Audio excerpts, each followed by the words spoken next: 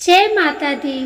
प्रेम से बोलिए संतोषी माता की जय। आज शुक्रवार के दिन आप सुनिए संतोषी माता की व्रत कथा एवं आरती। एक बुढ़िया थी और उसके 7 पुत्र थे। 6 कमाने वाले थे, एक निकम्मा था। बुढ़िया माँ 6 पुत्रों की रसोई बनाती, भोजन कराती और पीछे से जो कुछ बचता सो 7वें को दे देती थी। परंतु वह बड़ा भोला भाला था, मन में कुछ विचार न करता था। एक दिन अपनी बहू से बोला, देखो मेरी माता का मुझ पर कितना प्यार है। वह बोली, क्यों नहीं, सबका जूठा बचा हुआ तुमको खिलाती है। वह बोला, भला ऐसा भी कहीं हो सकता है? मैं जब तक आंखों से देख न लूं मान नहीं सकता। बहू ने हंसकर कहा, तुम देख लोगे तब तो मानोगे। कुछ दिन बाद बड़ा त्योहार आया। घर में 7 प्रकार के भोजन और चूरमा के लड्डू बने। वह जांचने को सिर दर्द का बहाना कर पतला कपड़ा सिर पर ओढ़कर रसोई घर में सो गया और कपड़े में से सब देखता रहा। 6 भाई भोजन करने आए। उसने देखा माँ ने उनके लिए सुंदर सुंदर आसन बिछाए हैं, 7 प्रकार की रसोई परोसी है। वह आग्रह करके जिमाती है। वह देखता रहा। 6 भाई भोजन कर उठे तब माता ने उनकी जूठन थालियों में से लड्डुओं के टुकड़ों को उठाया और एक लड्डू बनाया। जूठन साफ करके माँ ने पुकारा, उठो बेटा, 6 भाई भोजन कर गए, अब तू ही बाकी है, उठना, कब खाएगा? वह कहने लगा, माँ मुझे भोजन नहीं करना, मैं परदेश जा रहा हूँ। माता ने कहा, कल जाता तो आज ही जा। वह बोला, हाँ हाँ आज ही जा रहा हूँ। यह कहकर वह घर से निकल गया। चलते समय बहू की याद आई। वह गौशाला में उबले थाप रही थी। वहीं जाकर उससे बोला, मेरे पास तो कुछ भी नहीं है, यह अंगूठी है, सो ले और अपनी कुछ निशानी मुझे दे। वह बोली, मेरे पास क्या है, यह गोबर भरा हाथ है। यह कहकर उसकी पीठ में गोबर के हाथ की थाप मार दी। वह चल दिया। चलते चलते दूर देश में पहुंचा। वहां पर एक साहूकार की दुकान थी। वहां जाकर कहने लगा, भाई मुझे नौकरी पर रख लो। साहूकार को जरूरत थी। बोला, रह जा। लड़के ने पूछा, तनख्वाह क्या दोगे? साहूकार ने कहा, काम देखकर दाम मिलेगा। साहूकार की नौकरी मिली।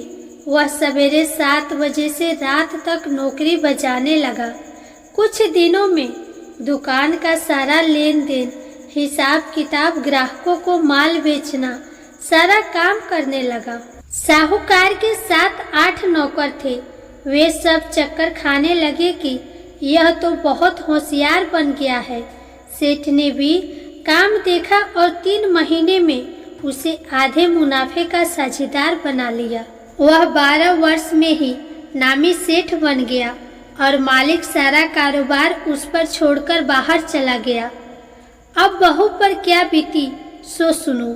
सास ससुर उसे दुख देने लगे। सारी गृहस्थी का काम करा के उसे लकड़ी लेने जंगल में भेजते।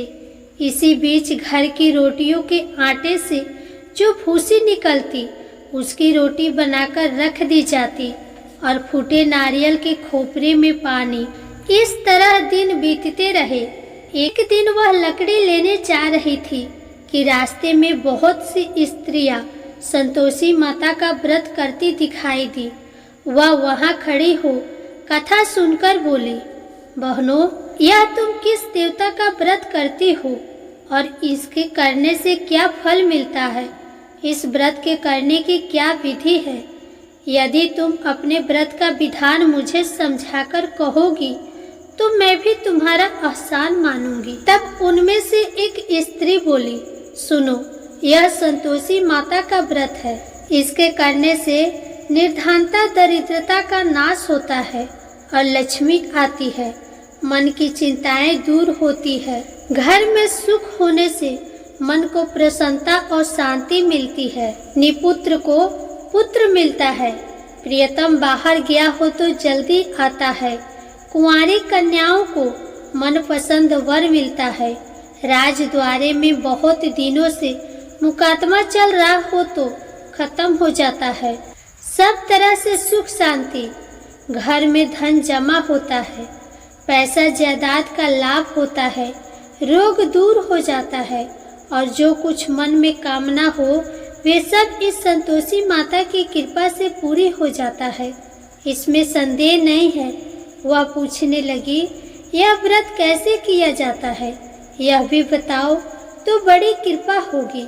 स्त्री कहने लगी, 1.25 रुपये का गुड़ चना लेना, इच्छा हो तो 5.25 रुपये का लेना, 11.25 रुपये का भी सहूलियत अनुसार ले सकती हो। बिना परेशानी, श्रद्धा और प्रेम से जितना बन सके सवाई लेना। 1.25 रुपये से 5.25 रुपये तथा इससे भी ज्यादा शक्ति और भक्ति के अनुसार ले लेना। हर शुक्रवार को निराहार रहकर कथा कहना सुनना, इसके बीच क्रम टूटे नहीं। लगातार नियम का पालन करना। सुनने वाला कोई न मिले तो घी का दीपक जला लेना। उसके आगे जल के पात्र को रखकर कथा कहना, परंतु नियम न टूटे। जब तक कार्य सिद्ध न हो नियम का पालन करना और कार्य सिद्ध हो जाने पर ही व्रत का उद्यापन करना। 3 मास में माता फल पूरा करती है। यदि किसी के खोटे ग्रह हो तो माता 1 वर्ष में अवश्य कार्य को सिद्ध करती है। कार्य सिद्ध होने पर ही उद्यापन करना चाहिए, बीच में नहीं। उद्यापन में 2.5 सेर आटे का खाजा तथा इसी परिणाम से खीर तथा चने का साग करना। 8 लड़कों को भोजन कराना। जहाँ तक मिले देवर जेठ भाई बंधु कुटुंब के लड़के लेना।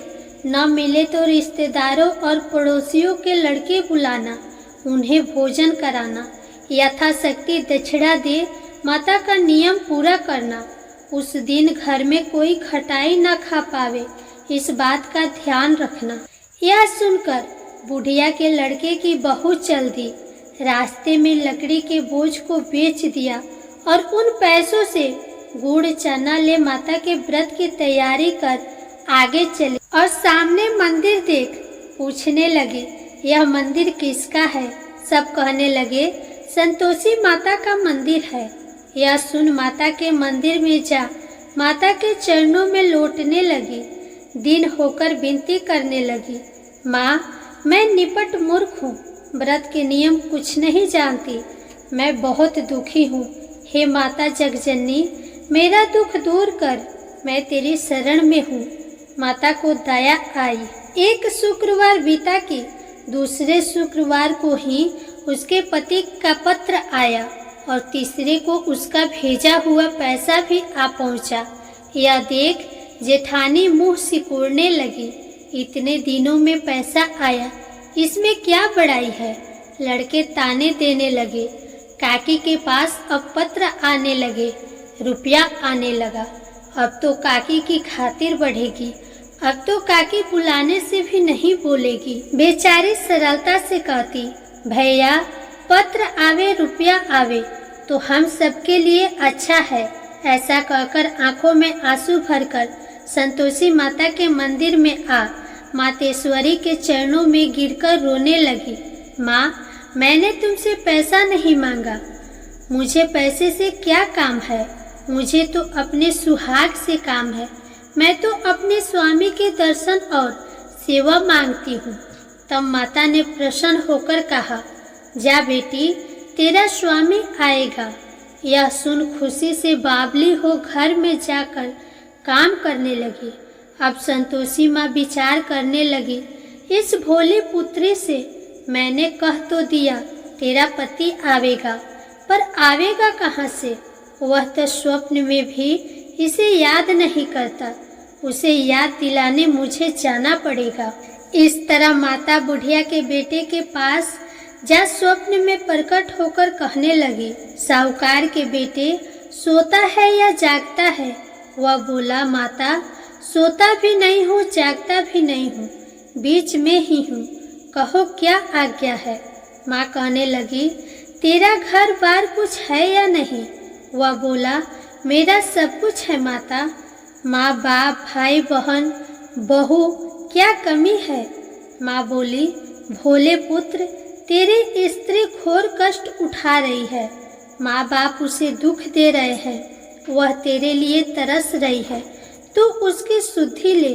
वह बोला, हाँ माता, यह तो मुझे मालूम है, परंतु मैं जाऊं तो जाऊं कैसे? प्रदेश की बात है, लेन देन का कोई हिसाब नहीं हुआ, कोई जाने का रास्ता नजर नहीं आता, कैसे चला जाऊं? माँ कहने लगी, मेरी बात मान, सवेरे नहा धोकर संतोषी माता का नाम ले, घी का दीपक जला, दंडवत कर दुकान पर जा बैठना, देखते देखते तेरा लेन देन सब चुक जाएगा, जमा माल बिक जाएगा, सांझ होते होते धन का ढेर लग जाएगा। वह सवेरे बहुत जल्दी उठा, स्नान कर संतोषी माता को दंडवत कर घी का दीपक जलाकर दुकान पर जा बैठा। थोड़ी देर में वह क्या देखता है कि देने वाले रुपये लाए, लेने वाले हिसाब लेने लगे। कोठे में भरे सामानों के खरीदार नगद दाम में सौदा करने लगे। शाम तक धन का ढेर लग गया। माता का चमत्कार देख प्रसन्न हो मन में माता का नाम लेकर घर ले जाने वास्ते गहना कपड़ा खरीदने लगा और वहाँ के काम से निपट वह घर को रवाना हुआ। इधर बहू बेचारी जंगल में लकड़ी लेने जाती है। लौटते वक्त माँ के मंदिर पर विश्राम करती है। वह तो उसका रोजाना रुकने का स्थान था। दूर से धूल उड़ती देख वह माता से पूछती है, हे माता, यह धूल कैसी उड़ रही है? माँ कहती है, हे पुत्री, तेरा पति आ रहा है। अब तू ऐसा कर, लकड़ियों के 3 बोझ बना ले, एक नदी किनारे रख, दूसरे मेरे मंदिर पर और तीसरा अपने सिर पर रख। तेरे पति को लकड़ी का गट्ठा देखकर मोह पैदा होगा। वह वहाँ रुकेगा, नाश्ता पानी बना खाकर माँ से मिलने जाएगा। तब तू लकड़ियों का बोझ उठाकर घर जाना और बीच चौक में गड्ढा डालकर 3 आवाजें जोर से लगाना, लो सासू जी, लकड़ियों का गड्ढा लो, भूसी की रोटी दो और नारियल के खोपरे में पानी दो। आज कौन मेहमान आया है? माँ की बात सुन बहू बोली, बहुत अच्छी माता, कहकर प्रसन्न हो लकड़ियों के 3 गट्ठे ले आई। एक नदी तट पर, एक माता के मंदिर पर रखा। इतने में ही एक मुसाफिर आ पहुंचा। सूखी लकड़ी देख उसकी इच्छा हुई कि अब यहीं विश्राम करे और भोजन बना खाकर गांव जाए। इस प्रकार भोजन बना विश्राम कर वह गांव को गया, सबसे प्रेम से मिला। उसी समय बहू सिर पर लकड़ी का गट्ठा लिए आती है। लकड़ी का भारी बोझ आंगन में डाल देती है और जोर से 3 आवाज देती है, लो सासू जी, लकड़ी का गट्ठा लो, भूसी की रोटी दो, नारियल के खोपरे में पानी दो। आज कौन मेहमान आया है? यह सुनकर सास बाहर आकर अपने दिए हुए कष्टों को भुलाते हुए कहती है, बहू ऐसा क्यों कहती है? तेरा मालिक ही तो आया है। आ बैठ, मीठा भात खा, भोजन कर, कपड़े गहने पहन। इतने में आवाज सुन उसका स्वामी बाहर आता है और अंगूठी देख व्याकुल हो माँ से पूछता है, माँ यह कौन है? माँ कहती है, बेटा यह तेरी बहू है। आज 12 वर्ष हो गए तू जब से गया है, तब से सारे गांव में जानवर की तरह भटकती फिरती है। काम काज घर का कुछ करती नहीं, 4 समय आकर खा जाती है। अब तुझे देखकर भूसी की रोटी और नारियल के खोपरे में पानी मांगती है। वह लज्जित हो बोला, ठीक है माँ, मैंने इसे भी देखा और तुम्हें भी देखा है। अब मुझे दूसरे घर के ताले की चाबी दो। तब माँ बोली, ठीक है बेटा, तेरी जैसी मर्जी, कहकर चाबी का गुच्छा पटक दिया। उसने तीसरी मंजिल के कमरे को खोलकर अपना सारा सामान जमाया। एक दिन में ही वहां राजा के महल जैसा ठाठ बाट बन गया। अब क्या था, वे दोनों सुखपूर्वक रहने लगे। इतने में अगला शुक्रवार आया। बहू ने अपने पति से कहा कि मुझे माता का उद्यापन करना है। पति बोला, बहुत अच्छा, खुशी से करो। वह तुरंत ही उद्यापन की तैयारी करने लगी। जेठ के लड़के को भोजन के लिए कहने गई। उसने मंजूर किया, परंतु पीछे जेठानी अपने बच्चे को सिखलाती है, देखो रे, भोजन के समय सब लोग खटाई मांगना, जिससे उसका उद्यापन पूरा ना हो। लड़के जिमने आए, खीर पेट भरकर खाई, परंतु याद आते ही कहने लगे, हमें कुछ खटाई दो, खीर खाना हमें भाता नहीं, देखकर अरुचि होती है। बहू कहने लगी, खटाई किसी को नहीं दी जाएगी, यह तो संतोषी माता का प्रसाद है। लड़के तुरंत उठ खड़े हुए, बोले, पैसा लाओ। भोली बहू कुछ जानती नहीं थी, सो उन्हें पैसे दे दिए। लड़के उसी समय जाकर इमली खरीदकर खाने लगे। यह देखकर बहू पर संतोषी माता ने कोप किया। राजा के दूत उसके पति को पकड़कर ले गए। जेठ जेठानी मनमाने खोटे वचन कहने लगे। लूट लूट कर धन इकट्ठा कर लाया था, सो राजा के दूत पकड़कर ले गए। अब सब मालूम पड़ जाएगा जब जेल की हवा खाएगा। बहू यह वचन सहन नहीं कर सकी। रोती रोती माता के मंदिर में गई। हे माता, तुमने यह क्या किया? हंसाकर अब क्या रुलाने लगी। माता बोली, पुत्री, तूने उद्यापन करके मेरे व्रत को भंग किया है, इतनी जल्दी सब बातें भुलाती। वह कहने लगी, माता, भूली तो नहीं हूँ, न कुछ अपराध किया है, मुझे तो लड़कों ने भूल में डाल दिया, मैंने भूल से उन्हें पैसे दे दिए, मुझे क्षमा कर दो माँ। माँ बोली, ऐसी भी कहीं भूल होती है? वह बोली, माँ, मुझे माफ कर दो, मैं फिर तुम्हारा उद्यापन करूँगी। माँ बोली, अब भूल मत करना। वह बोली, अब ना होगी। माँ, अब बतलाओ वह कैसे आवेंगे? माँ बोली, जा पुत्री, तेरा पति तुझे रास्ते में ही आता मिलेगा। वह घर को चले। राह में पति आता मिला। उसने पूछा, तुम कहाँ गए थे? तब वह कहने लगा, इतना धन कमाया है, उसका टैक्स राजा ने मांगा था, वह भरने गया था। वह प्रसन्न हो बोली, भला हुआ, अब घर चलो। कुछ दिन बाद फिर शुक्रवार आया। वह बोली, मुझे माता का उद्यापन करना है। पति ने कहा, करो। वह फिर जेठ के लड़के को भोजन को कहने गई।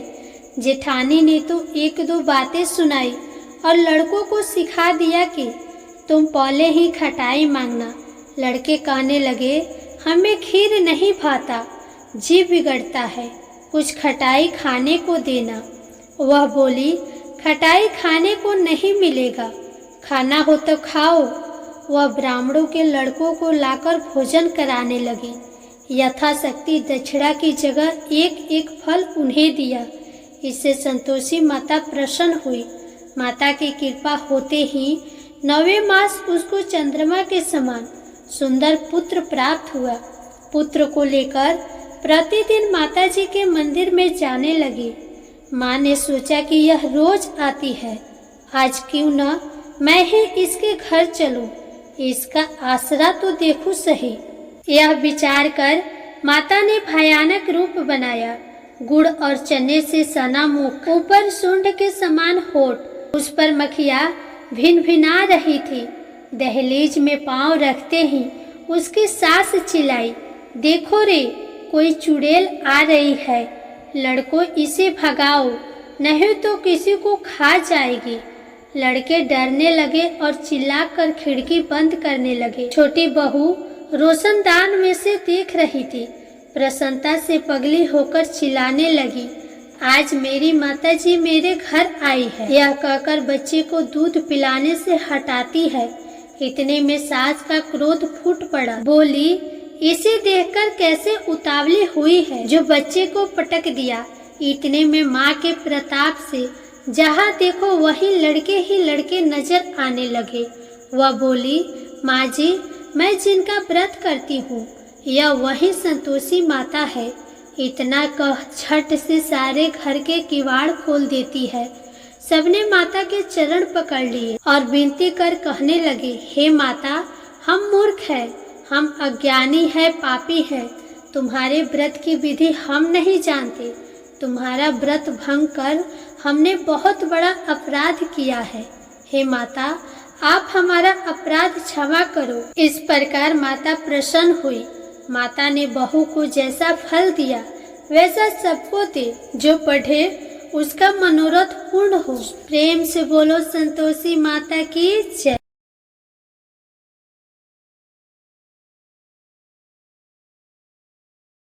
अब आप सुनिए संतोषी माता की आरती। जय संतोषी माता मैया, जय संतोषी माता, अपने सेवक जन की सुख संपत्ति दाता। जय संतोषी माता मैया, जय संतोषी माता, सुंदर चीर सुनहरी माँ धारण कीन्हो, हीरा पन्ना दम के तन श्रृंगार लीनो। जय संतोषी माता मैया, जय संतोषी माता, गेरु लाल छटा छवि बदन कमल सोहे, मंद हसत करुणामयी त्रिभुवन मन मोहे। जय संतोषी माता मैया, जय संतोषी माता, स्वर्ण सिंहासन बैठी चवर ढोरे प्यारे, धूप दीप मधुमेवा भोग धरे न्यारे। जय संतोषी माता मैया, जय संतोषी माता, उड़े अरुचाना परम प्रिय ताम संतोष कियो, संतोषी कहलाई भक्तन वैभव दियो। जय संतोषी माता मैया, जय संतोषी माता, शुक्रवार प्रिय मानत आज दिवस सोही, भक्त मंडली आई गाथा सुनत मोही।